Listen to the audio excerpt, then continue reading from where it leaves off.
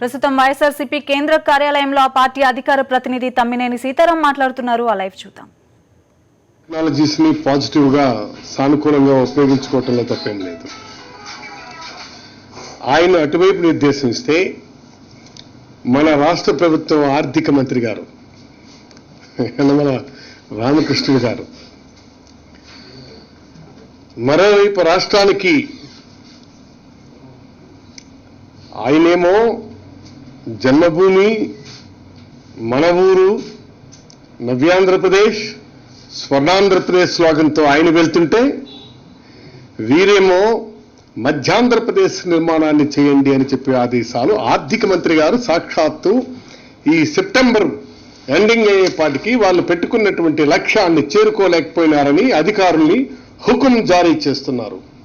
ఎట్టి పరిస్థితుల్లో కూడా ఈ నెల టార్గెట్ మీరు తగ్గటానికి వీల్లేదు అని చెప్పి ఈనాడు స్వయంగా సెప్టెంబర్ నెల వ్యాట్ లక్ష్యం 2314.20 కోట్లు కాగా ఇప్పటి వరకు సెప్టెంబర్లో 1805.13 లక్ష్యాన్ని చేరుకోవడం తగ్గటం మూలంగా వారు చాలా సీరియస్ అయినారు. ఎన్నికల మేనిఫెస్టోలో బెల్ట్ షాపులను తొలగిస్తామని చెప్పి సాక్షాత్తు ముఖ్యమంత్రి గారే హామీ ఇచ్చారు ప్రజలకి. ఇస్తూ ఈరోజు ఆర్థిక మంత్రి గారు స్వయంగా ఆదేశాలు ఇస్తున్నారు. ఈ మధ్య ఒక్కటే మాకు శరణ్యం రక్షణ ఆదాయానికని చెప్పి, అంటే మీరు ప్రజల్ని మరింత మందు తాగండి, పూటుగా తాగండి అన్నటువంటి మీరు మెసేజ్ని జనానికి మీరు స్ట్రాంగ్గా మీ మెసేజ్ని ఆర్థిక మంత్రి ద్వారా ముఖ్యమంత్రి గారు ఆ drilling towards the down message పంపించే ప్రయత్నం చేస్తున్నారు. ఇది నేను అంటున్నాను, నేను 9 ఏళ్ల అధికారంలో ఉన్నప్పుడు ఇదే విధంగా ఖజానాను నింపుకునేందుకు ప్రయత్నాలు చేశాం. ఆ రోజు నాకు తెలిసి 2003 జనవరిలోనే 40,000కు పైగా రాష్ట్రంలో బెల్ట్ షాపులు ఎస్టాబ్లిష్ అయినాయి. దాని మీద మహిళలు ఉద్యమించారు, మహిళలు లాఠీ దెబ్బలు తిన్నారు, మహిళల మీద తుపాకులు ఎక్కుపెట్టి ఈనాడు ఫైరింగ్స్ చేశారు. అన్నిటికీ వీరోచితంగా పోరాడినటువంటి ఆంధ్రప్రదేశ్ రాష్ట్రంలో మహిళలు చరిత్ర సృష్టించారు. వాళ్ళు దాని మీద పెద్ద ఎత్తున పోరాడి ఆ తర్వాత ఎన్నికల్లో చంద్రబాబు నాయుడు గారిని అధికారంలో నుంచి గద్దెదించారు. మరలా ఈనాడు మీరు ఇవాళ చూస్తే ఏ నెలకా నెల, ఏ రోజుకా రోజు గల్లా పెట్టి పరిస్థితి ఏంటని చెప్పి సమీక్షించుకుంటున్నారు. ముఖ్యంగా excise. Of course, there are certain revenue earnings departments. Excise, commercial taxes, forest, stamps and registrations, కొన్ని డిపార్ట్మెంట్లు ఉంటాయి. కానీ డ్రైవ్ అన్నటువంటిది ఎక్సైజ్ మీద పెట్టుకుంటూ వెళ్తున్నారు. గవర్నమెంట్కి ఎక్కడి నుంచైనా సరే డబ్బులు రావాల్సిందే. అదే సమయంలో మీరు ఎక్సైజ్ని నిర్మూలిస్తామని చెప్పి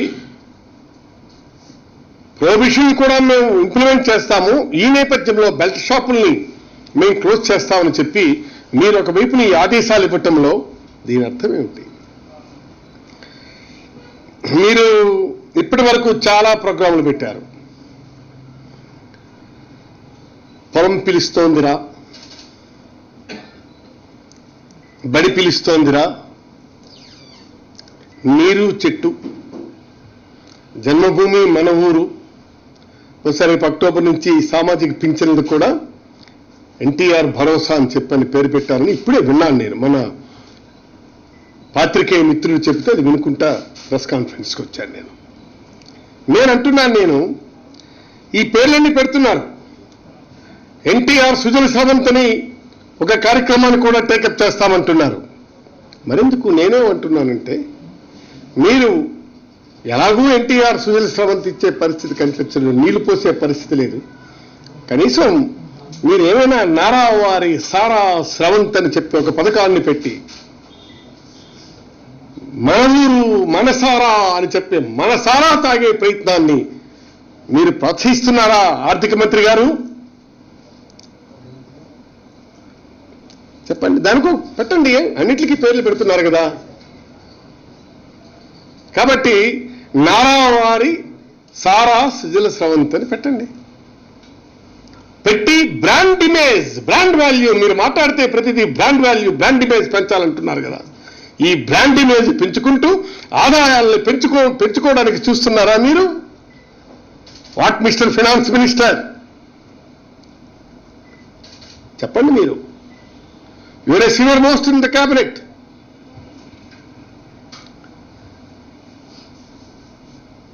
మీరు దీన్ని ఓవర్కమ్ అవటానికి ఈ ప్రయత్నంలో పడ్డారా మీరు? చెప్పమని అడుగుతున్నాం మేము. మన ఊరు మనసారా సేవించండి, ఇలాంటి పథకం ఒకటి పెట్టుకుని ముందుకు వెళ్ళే ప్రయత్నం చేస్తున్నట్టుగా నాకు అనిపిస్తుంది. ఇక రెండవది, ఏ పథకం చూసినా, ఏ పిలిపిచ్చినా, ఏ హామీ చూసినా ప్రతిపాదనలు సిద్ధం, మేము యోచిస్తున్నాం, సంసిద్ధంగా ఉంది, అవకాశాలు పరిశీలిస్తున్నాం, ప్రతిపాదిస్తోంది, ప్రణాళిక సిద్ధమవుతుంది, ఏర్పాటు చేయాలనేదే ప్రభుత్వ సంకల్పం అన్న మాటలతో మీరు మాయలు చేసుకుంటూ పోతున్నారే తప్ప, ఈ 100 రోజులు దాటినటువంటి మీ పాలనలో కన్సాలిడేటెడ్ గా, పకడ్బందీగా మేము ఈ కార్యక్రమం చేశామని చెప్పుకోగలిగే దమ్ము, సత్తా ఈ ప్రభుత్వానికి ఉందామని నేను అడుగుతున్నాను. నేను చెప్పండి.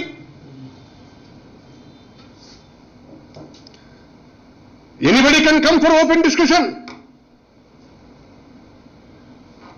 You are dodging the time tactically. మీరు పింఛన్లు ఎప్పుడు ఇస్తామన్నారు? ఎన్నికలైన వెంటనే మేము పెడతాను. పైగా మద్యపాన నిషేధానికి 2వ సంతకం, బెల్ట్ షాపులు ఎత్తడానికి 2వ సంతకం పెట్టారు అతను.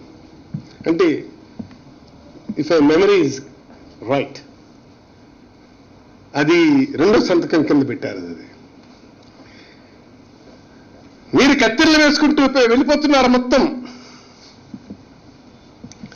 నేను ఆఖరికి మరొక 6 మాసాలు ఇలాగే వెళ్తే మీరు అన్నిటితో పాటు ప్రతిపాదిస్తున్నాం, ప్రణాళిక సిద్ధమవుతుంది, ఏర్పాటు చేయాలనే ప్రభుత్వం ఉంది, ఆంధ్రప్రదేశ్ సచివాలయానికి మేము పెద్ద తాళం కప్పు వేసే సంకల్పంలో ఉన్నాం మేము అని చెప్పే పరిస్థితి ఈ ప్రభుత్వం యోచిస్తుందేమో అన్నట్టుగా ఉంది. Absolutely there is no progress. ఎక్కడ వేసిన గొంగలి అక్కడనే ఉంది. బాబు గారు లేదు, రామకృష్ణుడు గారు, మీరు ఈ 100 రోజులు దాటిన దాని మీద మీ ప్రభుత్వం సాధించినటువంటి అభివృద్ధి మీద you please release 1 white paper. మీరు శ్వేతపత్రాన్ని ప్రకటించండి. వాస్తవాలైనప్పుడు అభినందిస్తాం, కాదనుకున్నప్పుడు ఇక్కడ మీరు కాదిది తప్పు చేస్తున్నారని చెప్పి తప్పనిసరిగా మీకు ఒక మంచి సలహా ఇవ్వటానికి మేము సిద్ధంగా ఉన్నాం. మా సలహాలు పాటిస్తామంటే మీరు సలహాలు చెప్తే వినే పరిస్థితుల్లో మేము లేవంటే దానికి మేము చేయగలిసింది ఏమి లేదు. ఆఫ్ కోర్స్, ఎందుకంటే ఒక నిర్మాణాత్మకమైనటువంటి ప్రతిపక్ష రాజకీయ పార్టీగా మేము కూడా అట్లా కాదయ్యా, ఇట్లా వెళ్తే బాగుంటుందని చెప్పడంలో తప్పు లేదని మేము ఫీల్ అవుతున్నాం అనేది.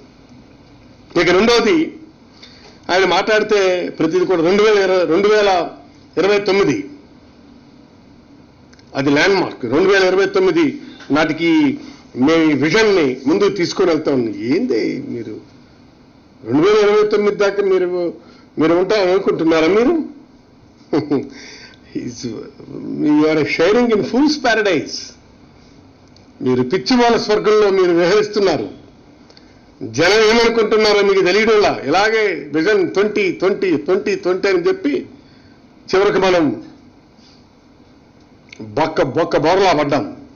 మళ్ళీ మీరు 2029 అంటున్నారు. మీరు ఆశలు కల్పించే ప్రయత్నంలో, మీరు ఇమాజినేషన్లో ఉన్నారు.